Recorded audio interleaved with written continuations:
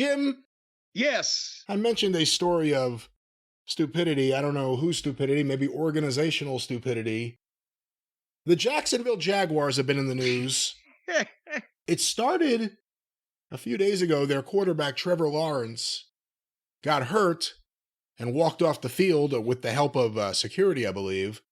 No golf cart, which would usually be there to help an injured quarterback or any athletic professional, I imagine. It doesn't have to be a golf cart. It can be a motorized conveyance. It's not golf, it's football. But the idea is they couldn't pick us some up with something on wheels and drive him off the field. They had to throw his arms over their shoulders and help him out like they did in the old days when they won one for the Gipper. Like you're waiting for a heel to come up behind him and get him, hit him in the knee. Now, it's worth pointing out, after this came out and everyone was up in arms, the quarterback has come out and said he refused the cart. He wanted to walk off, making him the first person in Florida to refuse a golf cart ever. But after that, Jim, another story has broken. Well, you know, think about it now. How many times did they have the Stadium Stampede football field fuckery match down there? And they did a golf cart spot every time. That is funny, I guess. So could it be that they disabled all of their golf carts? That is interesting. Where was the golf cart? A report has found that it was used by a wrestler named Kenny Omega to run over Sammy Guevara. But Jim, as I mentioned, an article from The Atlantic by Katie Strang and Kaylin Collar. Sounds like a fucking NXT tag team. Former Jaguars employee accused of stealing more than $22 million from the team. A former Jacksonville Jaguars employee is accused of stealing more than $22 million from the franchise between 2019 and 2023. Can I stop you 1 second? Yeah. I want you to continue, but I've seen, because there's been so much coverage of this and so many different articles. One of the great opening lines I've ever read is this one that I'm looking at. A former Jacksonville Jaguars employee has been accused of astonishingly brazen financial crimes. I believe this one was from across the pond. They covered this in England also, but go ahead. It's the same story. I believe The Athletic may have broken the story, but I like the way the British put it sometimes too. Exploiting the organization's virtual credit card program, and he used that money to buy, among other items, 2 vehicles, a condominium, and a designer watch worth more than $95,000. Some of that money was also allegedly used to purchase cryptocurrency and place bets with online gambling sites. Amit Patel, who worked for the Jaguars for 5 years, starting in 2018, is named in court documents filed in U.S. District Court in Jacksonville, Florida, earlier this week. The Jaguars were not named in the federal filing. The organization was referred to as Business A. But the team confirmed, very Tony-like. Is that business, comma, A? Just business and giant capital A. But the team confirmed it was the victim of Patel's alleged crimes. So let's stop there for a second. This guy had access to their virtual credit card system and ran up over years. What did they say? $22 million? $22 million. And I'm looking at a couple of, apparently he was listed in past Jaguars media guides with the title of Financial Planning and Analysis Coordinator or Manager Financial Planning and Analysis. He was described as both. But yes, apparently they've got so much money that they just didn't notice. $22 million, this fucking guy was drawing off of their credit card system. And he had a condo in Ponte Vedra Beach, Florida. Here, he also spent some of the money on a retainer with a criminal defense law firm. Apparently he was planning ahead there. But yeah, $22 million. And how could you not notice this This guy was private jets and luxury hotels for travel with his friends. Didn't they notice this fucking guy wearing $100,000 watch? Yeah, even if he only took like $4 million a year, something, no one noticed. Hey, where's that money that was supposed to be in this account? So he hid them by identifying, or hid the fraudulent charges by identifying reoccurring VCC transactions such as catering, airfare, and hotel charges, and then duplicated those transactions. He inflated the amounts of legitimate reoccurring transactions. He entered completely fictitious transactions that might sound plausible, but that never actually occurred. So he was kind of doing this like Tony Khan books wrestling. That might sound plausible, but where'd all that money go? Patel? Oh, I used it to buy new shoulder pads for the team. Yeah. All right, sounds good. We'll see you next week. And if you have any other questions, speak to my criminal defense firm I have on retainer. He also got sports memorabilia, assorted electronics, and a country club membership. And some NFTs. Hey, you know what?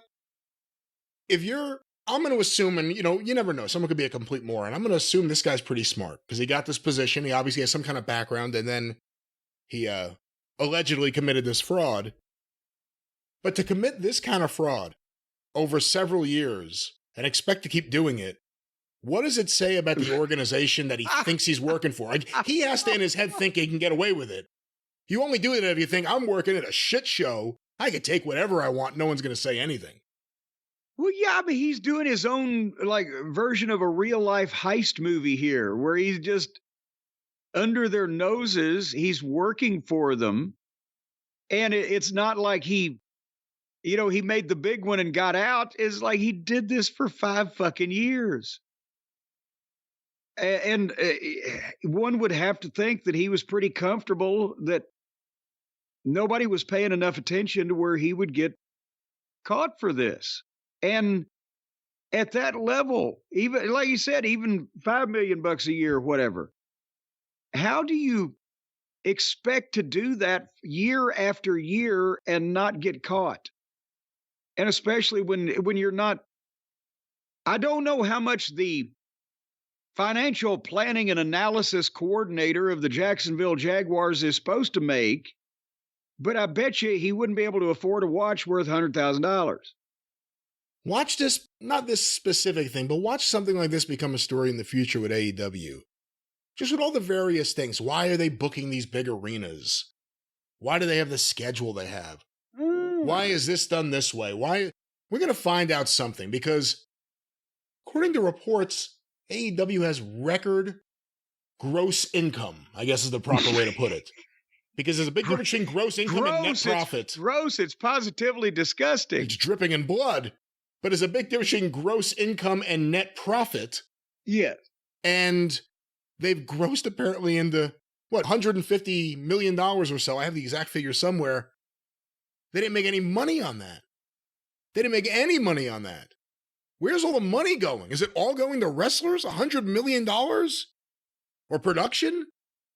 Minus what's offset by your partner at Warner Brothers Discovery? Where's all that money going? I got to be honest with you. The roster of people who we never see and have forgotten are there that are still getting paid over the course of this thing, it's always been that way, is massive. But, when you're talking about tens of millions of dollars, because, they can get up into 7 figures easily just in a couple weeks of TV tapings worth of rent at these arenas. How many wrestlers are making 7 figures a year? That shouldn't be. I'm sure there are several that absolutely should. Moxley, Jericho, MJF, Omega. The Young Bucks making that kind of money. How do you justify that? And they're not the only ones. You got to add the Buckaroos that because they've been the ones to actually blab it. They had to make sure that everybody knew they were making more than Hall and Nash. But even say what you want about Bischoff, but he wasn't signing people just to fucking collect them. But the expenses on these arenas and the expenses on, I don't really understand. I understand when they book the same building in the same town on consecutive nights. That does save transportation to another town, load out and load into another building, blah, blah, blah. You get a maybe better rent deal on 2 nights than you can on one in 2 different places. It's there, but it's not millions of dollars difference in that type of thing. But when they're in the same town on Wednesday and then again on Saturday, because then unless they're talking all these people into sitting in a fucking hotel room for 2 or 3 days, then they're flying people back and forth. And unless the building has no other tenants, are they still doing a load out and a load in again because somebody's there I know live touring is not what it once was. Are they paying a premium to make sure that nobody's in there on, the days in between? This thing is massively expensive to fucking operate, especially when Tony doesn't care how much it costs. What is... I'm just Grace Slick and whoever the fuck's still alive are they getting $100,000 a year just so we hear that song over and over? Well, Grace, you talking about for Orange Cassidy? Yes. Grace Slick's still alive. Yeah, I thought you were talking about the earlier Jefferson Airplane, but that's what I was saying is whoever else is still alive is getting a check. A lot of people are getting a check from Tony Khan. A lot of people, and I can see where they would lose track sometimes, especially if somebody like this guy was on the inside and knew what the fuck who can keep this shit straight. Before his exit, Patel oversaw the company's monthly financial statements and department budgets, and served as the club's administrator of its virtual credit card program, which allowed certain authorized employees to request VCCs for business-related purchases or expenses. And that allowed him to make all these alleged fraudulent transactions. So he was basically telling, I guess Shad in this case, is Shad so rich that he doesn't have anything to do with the Jaguars or the AEW or anything? He just sits somewhere and he's the owner on a throne. He's the owner. Tony's very involved. Mega is very involved. There's obviously football executives also very involved. But that's what I'm saying. In Jacksonville, Florida, does Shad live in Jacksonville or is he over in merry old England? Or Chicago. I'm not sure where he is. Chicago. He's a member of the jet set. He's flying around the world. The point is, unless Shad Khan is like Vince McMahon and wants to know every goddamn thing at every second going on in his company, whoever he has let run this branch of the empire, it's just an NFL pro football team, one of the smaller compartments here in my empire. They were thinking that employees were charging or spending or turning in millions of dollars a year more in expenses than was really true, and didn't check into it or didn't say, hey, what are you guys goddamn spending all this money on or anything for years? What the fuck? There you go. There could be similarities. I'm not trying to cast aspersions on anybody's financial fiduciary responsibility, but with the decisions Tony makes like this, and if they're running that thing like they run this, how the fuck would you notice? Because to look at it, I think fairly, there's a difference between making money from business expertise and having a way you run a business that you would apply to various other enterprises, and making your fortune from a patent. And it's not to put that down. That's just as valuable, obviously, as anything else. But Shad Khan's money comes from the patent that he owns, that other car manufacturers have to use to sell their trucks. That's what's made him a billionaire. He's taken the money he's made, and the money just keeps rolling in because people have to keep using that patent. So no matter what, money keeps rolling in. And what has he done with that money? He's bought the football team. He's bought the football club team in the UK. I don't know. When I start with football, I don't ever know where to go next. He has, obviously, AEW. He tried to buy Wembley Stadium. He's got nothing but money, but he operates everything still like it's a family business, it seems like. So the money comes in. Lots of money comes in. Who's really looking after what goes out? It doesn't really seem like anyone is. And they can't win. They always look like shit to the Jaguars fans who don't really like them. AEW fans, the armor, or whatever you want to say, the grace period for Tony is kind of worn off. The football fans in England protest in the streets from the team raising the price of tickets even though they lose. Again, it's making money from a patent is different than making money through being a businessman running an organization.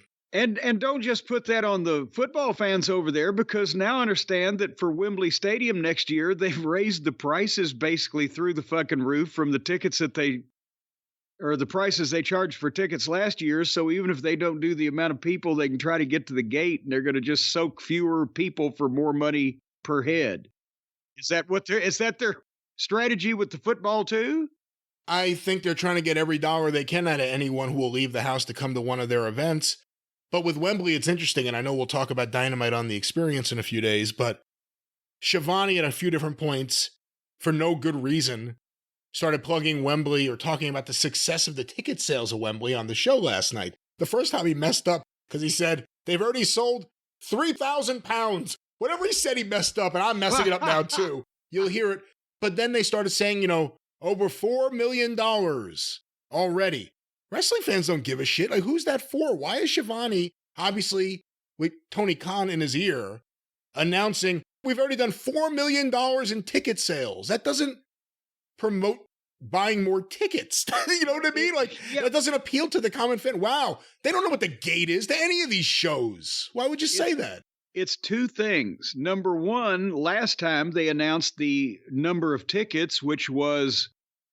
what was it, 60,000? Yeah, it started off with like a giant number. I don't remember what it was. Okay, this time it was half that, as we're trying to figure exactly, but it's somewhere around that.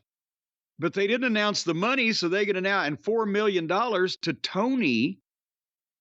He not only reads the sheets and keeps up in the UFC and WWE gate. That sounds great to him, but he doesn't understand what it's like to have a job as a goddamn guy driving a plumbing truck to people's houses all day, and he hears $4 million. Well, fuck, he don't need any more of my money because he's rich. And when the first time I was ever on TV in Memphis, when Jerry Jarrett had me present Jackie Fargo a plaque from my championship wrestling magazine as an excuse for him to be there so he could be involved in an angle that I had no idea was going to transpose in front of my eyes. I said, well, should I say about Fargo, he's this, he's that? I said, he was the biggest box office attraction. And he said, don't say that. He said, if you notice, we never talk here about how big the crowds are that we draw or the money that we make in that terms, because we don't want to make it look like it's a business thing. Don't say he was a big box office attraction. Say he was most popular. And, of course, Lawler as a heel started bragging about being a big box office attraction, as he should. And that's the way Jarrett always portrayed it. The heels talked about how many people wanted to see him, how much money they made from these no-good hillbillies. The baby faces, they didn't portray it that way. It was all the popularity and the championships they'd won or whatever, but not the money they drew. But nevertheless, that's the only thing that Tony could think of to announce that was different, covered up what he would have to announce a lesser crowd than the last time. So he did it this way, but it doesn't sit as well with most people for all the reasons that you just mentioned.